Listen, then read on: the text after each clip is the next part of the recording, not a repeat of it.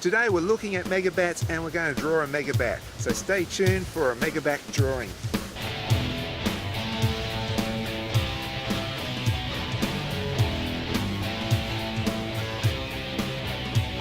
Hi, I'm Bill Flowers and today we're looking at the megabat. I have a stuffed museum specimen here and I have a photograph of that, which if you check out the link below, there's a link to my Facebook page and there's a photograph of it there, which you can draw if you like. And that way, when you follow this video, you'll have a better idea on what I'm doing, the way I think about drawing and the way I approach this drawing. So here we go. Now very gently, just going to work out that branch. It's going to be like this. Work on that later. Let's do a little bit of an upside down V there. And what I'm doing here is I'm actually marking out where it's going to be. So I want the head to be here and no further. So I'm drawing a line probably from the centre of, if you imagine if something's hanging like this from the centre, sort of a right angle up. That sort of gives this hanging animal a sense that it's not going to go off to one side, because that wouldn't look right. Well, the weight is around about here. So I'm not looking at just shapes, I'm looking at gravity of weight. At the two legs here, which is holding up the weight of the body. So something like a skinny letter V there and a skinny letter V there upside down. It looks at a W, a skinny W. And what's most important here is this shape here.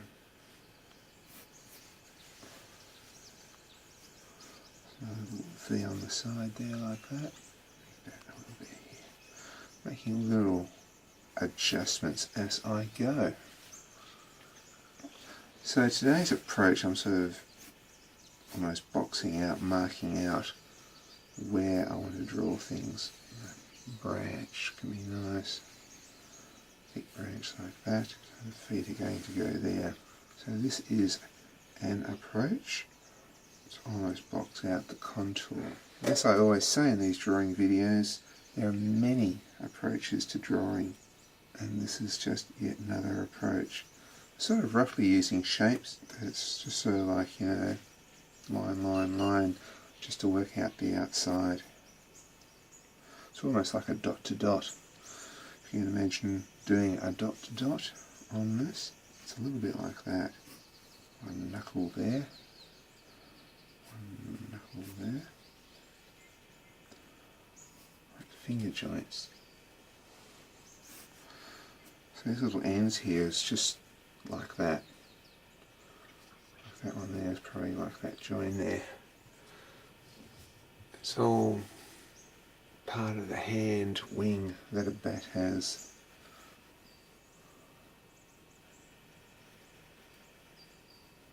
Stretch a bit there. So I'm making these bits very defined.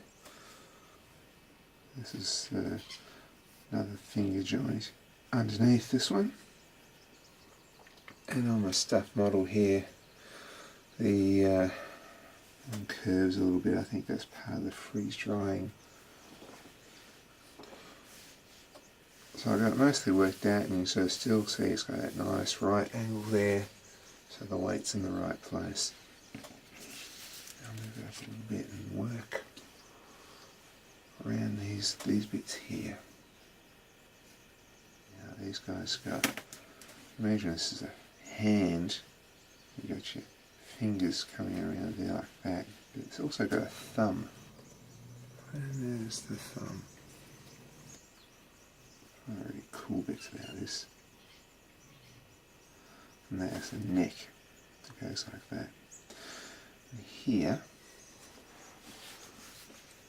so here if you imagine the knuckles on your hand here, well, this is what we're going to be drawing here. And the same on this one here, this time the knuckles are a bit more this way.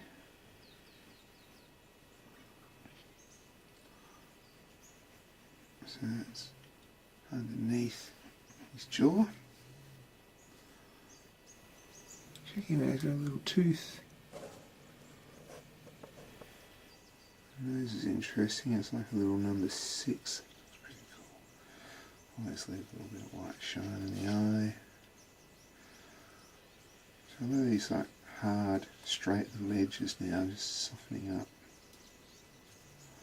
So the thing about these guys, they're very, very fluffy.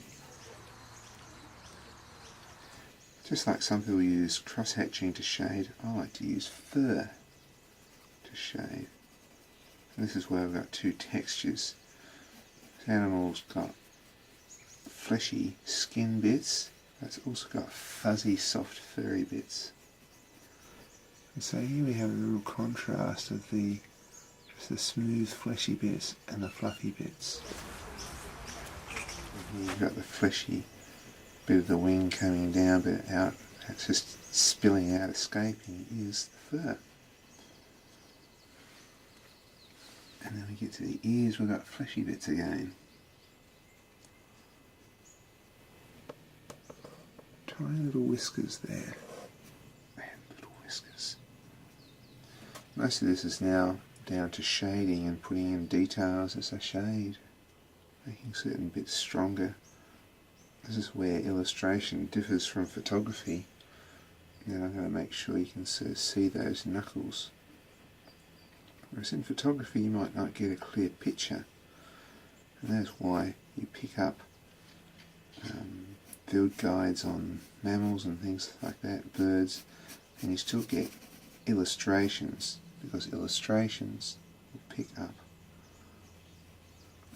things like this knuckle here and emphasize it, whereas a photo won't.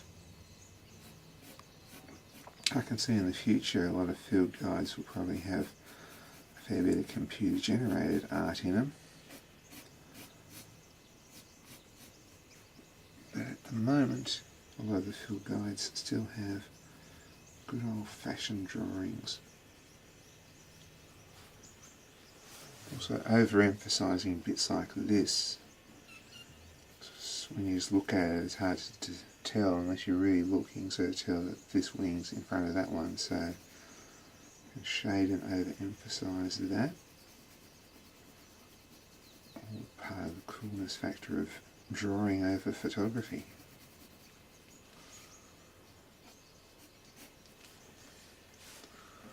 Now a bit of shade on this wing here. Almost done. There we have my flying fox. The